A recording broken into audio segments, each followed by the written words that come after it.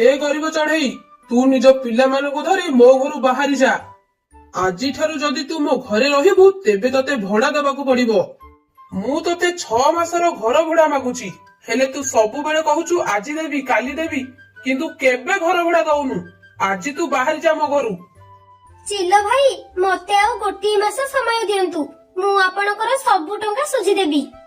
मोर दुईटी छोट छोट छुआ अछंती सेमानकु धरी मु एबे कुआडे जिबी।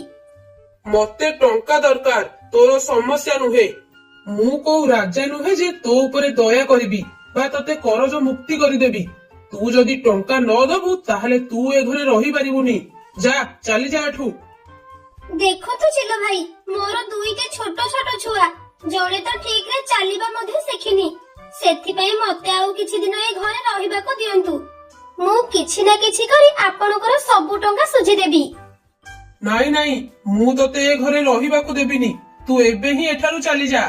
खबरदार जदि पुणी थरे से घर को पसिचु आउ जदि पसिलु तेबे तो पिला मानक सह तते मध्ये मारी देबी। एमिति कही चिल्लो सेठारू चली गला। माँ चढ़ई निजर दुईटी पिलांकु धरी जंगल आड़कू चलिला। किछि दूर जीवा परे माँ चढ़ई गोटे बड़ गछ देखिला आउ पिला मानकु धरी ता तळकू चली गला।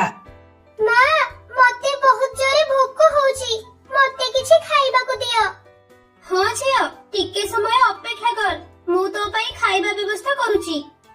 ठीक अछि माँ किंतु जाहा करबो शीघ्र कर मु ए भूख सही पारुनी। हे भगवान मो पिला मानको ऊपर ये की विपद पड़िला मु सेमानको खाइबा मध्ये देई पारुनी। ए घंच जंगल रे पिला मानको एकुटिया छाड़ी कुआडे जिबी। जदि एबे मु गली ताहले को शिकारी चढ़ेइबा पशु पक्षी सेमानको खाई जिबे। हे ईश्वर मो ऊपर दया करंतु। एमिति कही माँ चढ़ई एणे तेणे चाहिला। तार नजर दूर रे पड़िथिबा गोटे सेव ऊपर पड़िला। आरे सेठारे गोटे सेव पड़िची मु ताको नेई आसुची पिला माने ताको खाई टिके समय जाय शांत होई जिबे। एमिति कही माँ चढ़ई सेव आनिबाकू गला आउ सेव आनी पिला मानकू खाइबाकू देला। एई नियो पिला माने ए सेवटी खाई दियो ये बहुत मीठा। पिला माने आनंद रे सेवटी को खाइले। एहा परे माँ चढ़ई पिला मानक पई गोटे सुरक्षित स्थान खोजिबाकू लागिला। सेही समय रे तार मिठू सुआ सह देखा हेला। अरे चढ़ई तू एठी कोन करूछु? तू बहुत चिंतित थिला परी मन हेउची कोन हेची तोर? कोन कहिबी मिठू भाई मु गाँ रे रहुथिली भड़ा न देई परिबार चिल्लो मते घरु बाहर कर देला। मोर दुईटी छोट छोट पिला अछंती मु गोटे भलो गछ खोजुची जोठी मु घर करी रही परिबी। एई कथा मो पाखरे गोटे भलो गछ अछि तू चाहिले सेठारे रही परिबु। सतरे मिठू भाई शीघ्र को सेटा को गछ मु सेठारे घर तयारी करे रहिबी। ठीक अछि तू तो पिला मानको नै कि मो सह आस। एहा परे माँ चढ़ई पिला मानकू नै मिठू सुआ सह सेही गछ पाखकू गला। एई से गछ आजिठू तो एइठी घर करी रह। हां हां मिठू भाई ए गछ तो बहुत भलो हेइची। मिठू भाई तमे मो छुआंकू जगी थाओ आउ मु जाई जंगलरू किछि काठ पत्र नै के आसुची। ठीक अछि तू जा। एहा परे माँ चढ़ई जंगलरू काठी कुटा संग्रह करे मिठू सहायतारे एक सुंदर घर तयारी कला। सेबेठारू सेमाने सेठी खुशी रे रहिले। किछि दिन पर पिला माने बड़ हेई गले। दिने ता बड़ झियो चिकी कोली आनिबाकू बाहरिला। माँ माँ मु जाउची कोली आनिबाकू कोली आनिले आमे राती रे खाइबा। ठीक अछि झियो तू जा हेले बेसी कोली आनिबुनी।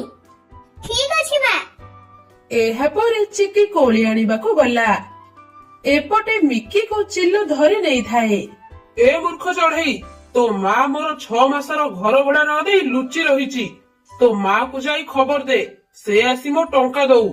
जदि से मो टंका न दब ताहले तते मु छाड़ीबिनी। चिल्लो अंकल मु सते बेले छोट थिली मते किछि जण नाही आपण मते छाडी दियंतु मु मां को कहि आपण को टंका देई देबी। नहिले आपण गोटे काम करंतु आपण मो सह हम घर को आसंतु मो मां आपण को टंका फेरी देबे। ठीक अछि मु तो सांगरे तो घर को जिबी। तापरे चिल्लो मिकी सह मिकीर घर को आसिला। ଚିଲକୁ ଦେଖି ମା ଚଢେଇ ଡରିଗଲା। ଦେ ମୋ 6 ମାସର ଘର ଭଡା ଦେ। ଆଉ ହଁ, ତା ସହ ସୁଧ ଟଙ୍କା ବି ଦବୁ। ଚିଲ ଭାଇ, ମୁଁ ଏବେ ଏତେ ଟଙ୍କା କୋଉଠୁ ଆଣିବି? ମୋ ପାଖରେ ଏତେ ଟଙ୍କା ନାହିଁ। ମୁଁ କିଛି ଜାଣିନି। କାଲି ସୁଦ୍ଧା ମତେ ମୋ ଟଙ୍କା ଦରକାର, ନହେଲେ ମୁଁ ତୋର ଏ ନୂଆ ଘରଟି ନେଇଯିବି। ଏମିତି କହି ଚିଲ ସେଠାରୁ ଚାଲିଗଲା। ଚିଲ ଚାଲିଯିବା ପରେ ମା ଚଢେଇ ବହୁତ ମନ ଦୁଃଖ କଲା।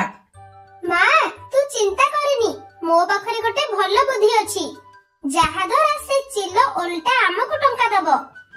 ହେଲେ ମା, ତାହା କେମିତି ସମ୍ଭବ? ମା, କାଲିକି ଦେଖ ମୁଁ କଣ କରୁଛି। ପରଦିନ ସକାଳେ ଚିଲ ଟଙ୍କା ନେବାକୁ ଆସିଲା। ଦେ ମୋ ଟଙ୍କା ଦେ, ନହେଲେ ଏ ଘର ମୁଁ ନେଇଯିବି। ଚିଲ ଅଙ୍କଲ, ଆମ ପାଖରେ ଟଙ୍କା ତ ନାହିଁ, କିନ୍ତୁ ଗୋଟେ ଉପାୟ ଅଛି। ଏଇ ଯେଉଁ ନଦୀ ଦେଖୁଛନ୍ତି, ଏଇ ନଦୀ ରାଜାଙ୍କର। ଥରେ ରାଜାଙ୍କୁ ସାହାଯ୍ୟ କରିଥିବାରୁ ସେ ଏହାକୁ ମତେ ଦେଇଥିଲେ। ଏଥିରେ ନା ବହୁତ ମାଛ ଅଛନ୍ତି। ଯଦି ଆପଣ ଏଠାରୁ ମାଛ ଧରି ବିକ୍ରି କରିବେ, ତେବେ ବହୁତ ଲାଭ ହବ। ଆପଣ 4 ଦିନ ଯାଏ ଆମ ଭଡା ବାବଦକୁ ସବୁ ମାଛ ନିଜ ପାଇଁ ରଖନ୍ତୁ। ତାପରେ ଯାହା ଲାଭ ହବ ସେଥିରୁ କିଛି ଆମକୁ ଦେବେ। ଆରେ, ଏ ନଦୀରେ ତ ବହୁତ ମାଛ ଅଛନ୍ତି। ଯାଉଛି, ଏ କଥାରେ ମୁଁ ରାଜି ହେଇଯିବି। ଚିଲ ଖୁସି ହେଇ ସେଠୁ ଚାଲିଗଲା। ଆଉ ପରଦିନ ସକାଳୁ ସେ ମାଛ ଧରିବାକୁ ଲାଗିଲା। ଗୋଟେ ଦିନରେ ହିଁ ସେ ବହୁତ ମାଛ ଧରିଲା। ମାଛ ବିକ୍ରି କରିବାରୁ ତାକୁ ଲକ୍ଷ ଲକ୍ଷ ଟଙ୍କା ମିଳିଲା। ସେ ଗୋଟେ ଦିନରେ ହିଁ ଧନୀ ହେଇଗଲା। ସେ ଚଢେଇ ପାଇଁ ହିଁ ଆଜି ମୁଁ ଧନୀ ହେଇଛି। ଯାଉଛି, ତାଙ୍କୁ କିଛି ଟଙ୍କା ଦେଇ ଆସିବି। ମୁଁ ମୋ ଜୀବନରେ ଏତେ ଟଙ୍କା ତାଙ୍କ ଯୋଗୁ ହିଁ ଦେଖିଲି। ସେ ମୋ ପାଇଁ ମା ଲକ୍ଷ୍ମୀ।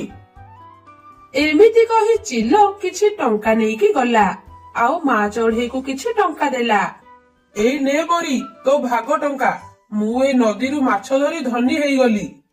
ଏବେ ପ୍ରତିଦିନ ତୁମକୁ 10,000 ଟଙ୍କା ଦେବି, ଆଉ ଏ ନଦୀରୁ ମାଛ ଧରିବି। ଠିକ ଅଛି ଚିଲ ଅଙ୍କଲ, ତୁମେ ମାଛ ଧର। ଠିକ ଅଛି, ତୁମେ ଆଜିଠାରୁ ଆମ ନଦୀରୁ ମାଛ ଧର। ଏହାପରେ ଚିଲ ସେଠୁ ଚାଲି ଆସିଲା। ବା ଝିଅ, ତୋ ବୁଦ୍ଧିକୁ ମାନିବାକୁ ପଡିବ।